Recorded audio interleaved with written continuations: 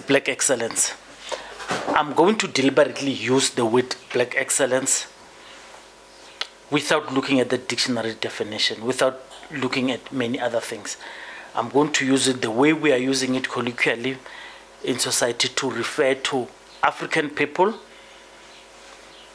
especially those deployed in the industries to go and defend us, whether it could be in sports, wherever. But whatever you are doing it representing African people. So that's black excellence. There's been a pushback with the word, and just about everyone who has been referred to as black excellence has been dealt a difficult blow. So for example, they don't want you to call Matsela Koko as black excellence. They don't want you to refer to someone like Brad Molefe, Lucky Montana as black excellence, because they've got allegations that are tinting them, and they want you not to regard those people as black excellence, and they want us and the clever blacks to fight amongst each other while they're casting aspersions on these guys. I watched Collins Letswalo's podcast on King David Studio. You know, I've followed that man from Department of Transport. Man, let me tell you, that man is black excellence. If you haven't watched it, please just make sure that after this you go and watch it. It's important that you watch it. You would see why I blame the ANC.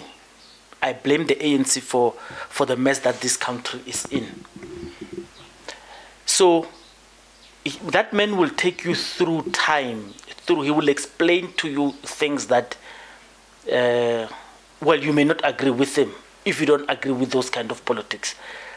He's a bureaucrat that works on complicated things. When I say complicated things, every time someone says complicated things, you are assuming that someone is too intelligent and others are not. No, I'm talking about that man works on legislative framework that have been done.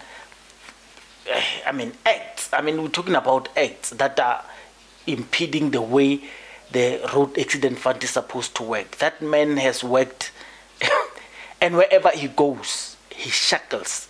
And that man is a maverick of note. He will tell you, if you watch that thing, that he was deployed there precisely because he needed to fix that thing. Do you know who are the people who are stopping him from fixing it?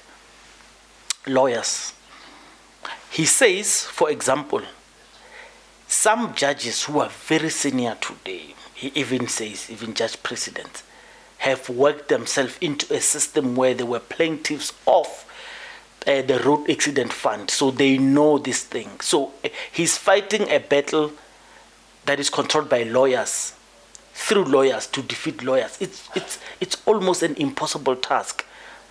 But do you know why it's made impossible? It's because of the ANC has allowed it. No, the ANC, the handlers of the ANC have allowed it. Let me put it this way. People who are handling ANC politicians have allowed certain systems. I've been saying this for a long time. There are certain, so you would see why I hate a combination between ANC and the DA. Because they will bring us back. Instead of fighting important things, you guys have no. I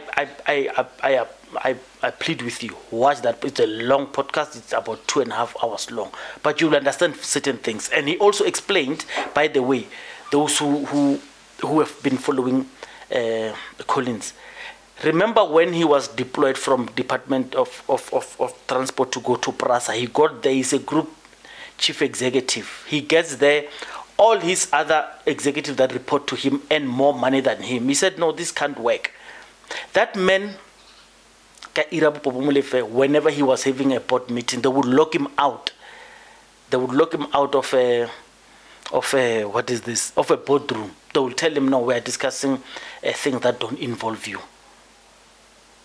Do you know these people who do that? They are non-executive chairpersons, meaning they don't control the runnings of these organizations, but he was the CEO. He's there physically to assist them. Whenever they need something, they need it through him. Those people, they would work, they would have company car illegally, they would have offices illegally, they would be present at the workplace where they're not supposed to. You can understand whenever he wants to fight something like that. So the ANC has allowed a situation where a black excellent guy goes to work, but he's impeded by people of like our own people. We deploy, ministers would deploy people to go and frustrate that kind of a person. And I mean, you can't tell me the ANC is failing to transform these things. There are cash cows that are used at the expense of African people. African people, I'm talking about the citizens in this regard. But no, they are. You watch that thing, you understand why the ANC must fall. The ANC must be replaced because they have failed a mandate. They have failed to sabotage the agreements they made. I've said this many times, and let me say it again. The ANC leaders did not have anything when they came back from exile. They were picked up by the big families, the Minels, the heads of families, these big families, the Oppenheimers and the Ketzner family, and they took them. They took them as investments so they could mature. They met them with their biggest investment, that is Cyril Ramaphosa. They matched them with him. They forced, because remember, Mandela came from Victor Verster prison. And one of the problems that we have as South Africans is whenever we are telling each other these truths, of course they may not be accurate, because if I get someone to come and sit and give me an accurate story, he may not come because he's afraid. In fact, I met one of the freedom fighters. We spoke at length, and he said he will come to the podcast, but he's afraid. He did not come. I keep reminding him every few months to come and sit there, because he was saying he was blaming us because we don't know the struggle. And I'm telling him that, number one, you are lying about the struggle. Number two, you need to correct the struggle. You need to tell us the truth about the struggle, because you are not telling us the truth and you are keeping quiet. You expect us to do. How are we supposed to do? But you need to come here and I was giving him an example that majority of our freedom fighters, their books are written by white people, and you guys are here to tell us the real truth. But anyway, let me get back to the point. These families took care of these guys who came from exile, and they invested in them. They invested in Cyril Ramaphosa. They made sure that Cyril Ramaphosa gets as close as possible to Mandela. Mandela himself being a project that was cooked when he came back from Victor Verster prison. He stayed there for a long time in a house where he was visited by lots of people. By lots of people, I'm not talking about our people. In fact, he himself, Mandela says, at the most difficult time, it was a time where he was working with those white negotiators, and his camp, the Oliver Tambo camp and stuff, did not understand it, and it was his most difficult time in his life. So, you guys know he went there wanting certain things. When he came back, he did not want to nationalize things and stuff, but that's a matter for another day. But all I'm trying to show you is the ANC has not only failed, but has made sure that now, as we speak, MK and EFF had to break away from ANC so ANC could work. If EFF and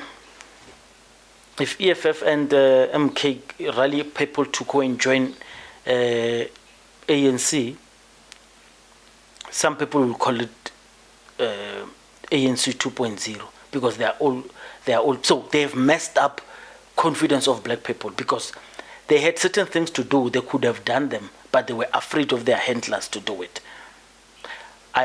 Please go and watch, because that is a good example of, I remember when things were happening in SAA, these guys would get there, we would deploy people in certain big institutions. When they get there, they get these evergreen contracts.